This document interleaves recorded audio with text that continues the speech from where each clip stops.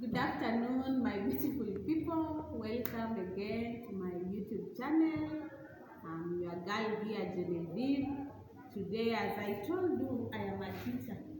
I just wanted to share with you the tools of work of a teacher. Most people are normally mistaken. They think a teacher just walks to class and starts talking anyhow. No. There is a preparation a teacher has to prepare before going and starting a lesson. So that's what today I want you to learn with me today, showing you the tools of work of a teacher. Before going to any lesson, a teacher should have these tools at hand. And in case you fail to have these tools, you can be interdicted for that. So it's a requirement. And all teachers, when you go to training colleges or universities, we are trained this, and that's why you hear a teacher goes for a teaching practice. You are shown what to do and what to have, or how to prepare for a lesson. Welcome, and please, before we go on, press that button, subscribe. And thank you for those my viewers who have been following me always and supporting me. Thank you. Don't get tired. Continue supporting me. I humbly thank for that. So the first tool of work is called a schemes of work. Schemes of work. With a scheme of work, it can be handwritten or you can download it from a cyber. So I have both handwritten. I myself like it handwritten because when I write, I understand more what I am going to teach. I have the content at my fingertips because I can now go without the book because I already know what I am supposed to deliver. And in this schemes of work, this is a sample of it. This is a sample of a scheme of work. This is for English. It has the first column will have week. You show the week if it's the first week of the term, second week, third week, or up to the last week. So you have to scheme. For a scheme of work, we scheme termly. Because you can even scheme yearly, but the problem is you can be transferred to another institution, and maybe when you go there, you can be changed for the class you are teaching or the subject. So that's why it's advised to do it termly. And the content that is contained in the schemes of work, we have the week, the lesson, if it's lesson number 1, like for example in English in upper primary, we have 5 lessons in English. So you will indicate that it is lesson 1, that is of week 1, if it's the first week, or lesson 2, or lesson 3, or lesson 4. Then we have the strand. The strand means the topic you are going to talk about. Like for English, the first lesson, that is maybe probably on Monday if you are beginning, you have to start with listening and speaking. Yes, you have to start with listening and speaking. That is what is supposed to be there. Listening and speaking. That is the first lesson. Then the second lesson we have reading. The third lesson we have the grammar use. Then the fourth one we have writing, which we now write maybe compositions, essays. That's what is entailed in the writing. After the strand, we have week, lesson, strand. Then we go to the sub-strand. Now this is the sub-topic you are going to speak about. For example, if your topic was listening and speaking, now you are going to say what are you going to listen and speak in your sub-strand. That is the sub-topic. For example, if you can write, you can look at pronunciation and vocabulary. We have pronunciation and vocabulary. That is maybe what you are going to speak about. The subtopic of what you are going to talk about in your listening and speaking lesson. Then after the sub-strand, we have specific learning outcome. This specific learning outcome is your objective. At the end of the lesson, before you begin a lesson, you should set an objective. What do you want your learners to achieve at the end of this lesson? So we can see here, like my substrand is pronunciation and vocabulary. I've said by the end of the lesson, the learner should be able to pronounce sounds and words correctly for effective oral communication. That is my objective of the lesson. Then after the specific learning outcome, which is the objective, we now go to the key inquiry question. You should ask yourself questions as a teacher. Yes, I'm going to have this lesson. What do I really want? What do you want the learners to achieve out of it? So you get this by asking yourself questions. Like for this lesson of ours, which is pronunciation and vocabulary, I should ask myself, why should we pronounce sounds and words correctly? That's what is in my mind. So when I go to the class, I have this in mind. I've asked myself this question. So that's why it's gearing to this objective of that learner should be able to pronounce those words correctly, since I know the importance of that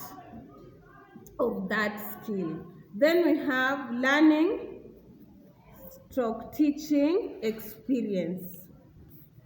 This is what will go on, the activities that are going to take place in that lesson. Like for example, in upper primary, we have 35 minutes for each lesson. In lower primary, they have 30 minutes for a lesson. So for this learning or teaching experience, now I'll guide the learners. We see here, the learner is guided by the teacher to say tongue twisters with the words containing the sounds you want them to learn. Like for this lesson, we heard this sound tr, dr, fu, and vu. So I was to make sure that the learners can pronounce those sounds correctly in an articulate manner. Then they can also be able at least to construct a word using the given sounds. And if you go to advanced levels, in upper primary, they should also construct a sentence using the words that they have pronounced using those sounds. Then after the learning or teaching experience, we have learning resources. These are now the teaching aids. While you go there, you just don't go to a class empty-handed with the books. At the end of the day, you will talk to yourself. So you have to have teaching aids to make your learners to arouse their attention so that they can understand it and the knowledge can sink. Always if they are brought to such a question in the exam, they will remember, oh, Madam Genevieve came to class with this, and this is what we did, and so constructed a sentence. So they will be able to recall because they have seen and they have done it, they have participated in the lesson fully. You allow them, even one of them, to come and display the chart to let them participate in the lesson. That's why we have teaching aids. These are the learning resources like charts. You may have those flashcards. You may have the realias. For example, if you have the sound true, we can say the name teacher or tea. You come with the thing. If you can manage to come with it to class, they see it, the thing itself. Then they can pronounce the word correctly and construct a sentence using the word. Then next we have assessment method. In your teaching, you should have the methods you are going to use while teaching. So here we display charts. Display is one of the teaching methods. You are going to demonstrate. Yeah? When you pronounce the word teacher, what does the teacher do? Or when they construct a sentence and say, our teacher came to class very early. You can demonstrate, or let one learner come and demonstrate the sentence, and it sings very well. So that's we have another assessment method, which is demonstration and illustration. Those are some of the assessment methods. Then at the end of it all, after the lesson, we have reflection, which is the last one here. We have reflection, which is our last column here in our schemes of work. So reflection is simply the teacher. You have already now taught. This is plainly for the teacher. You have taught what was your objective achieved. So you should now write there. Or if it was not achieved, what do you plan for it to be achieved? You now write there. If it was achieved, good. You write that the objective was achieved because the learners were able to do everything as you taught them. And if it's not achieved, then you'll write there what you will do for them to achieve. Maybe give them a homework to go home and be helped by their parents so that she can put it maybe in their mother tongue so that they can understand it well. Or maybe come later, maybe the following day, you will repeat the same topic you are teaching and use more realistic things. You can even use a video, show them what is supposed to be done. Or you can call a resource person, somebody who understands more. Maybe they might understand someone else, not you. So you can call maybe another teacher or anybody else to come and help you teach this topic that they have not understood, for it to sink well in the learner. Because at the end of the day, the most important thing here is the learner. The learner has to understand what you are teaching. Now that is our first tool of work. That is our first tool of work. So our second tool of work is a lesson plan. And if I go to a lesson plan, I also wanted to show you that those schemes that are normally downloaded, you can download them from the cyber, but I don't like it. You see this? You squint a lot, straining, then you will not understand because it's not you who wrote them. So it's good to have your own, you write them so that you can understand well, and also you will understand the content. Now, our second tool of work, we have finished with the schemes. Now, our second tool of work, which is mandatory, because it's the lesson plan. A lesson plan is derived from the schemes of work. You cannot have a lesson plan without a scheme of work. So you have to have a scheme of work, then the lesson plan. So we have this. This is an example of a lesson plan, but this is on I think we are testing the what is this? It's still listening and speaking, but this was in an upper class. So we have such a thing. This is a sample lesson plan.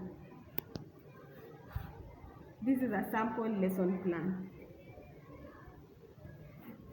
Yeah, and it has at least 2 columns. This is still a sample lesson plan. This is just one lesson plan. And this should be done daily. This one is done daily. You must have a lesson plan to go to class to help you on what to do.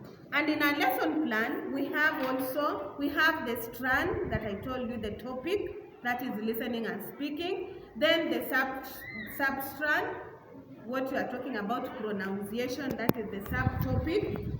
Then we have specific learning outcomes, which are the objectives that we have already talked about in the schemes of work. At the end of the lesson, what you expect your learners to have achieved, and it's just derived from the schemes of work.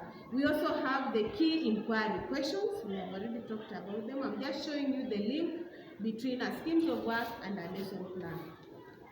Then we have core competencies to be developed.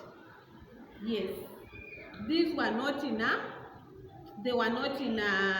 schemes of work, but they are normally in a lesson plan. We have those ones like communication, collaboration, self-efficacy. Those are some of them key competency to be developed in a learner. Then we have links to pertinent and contemporary issues.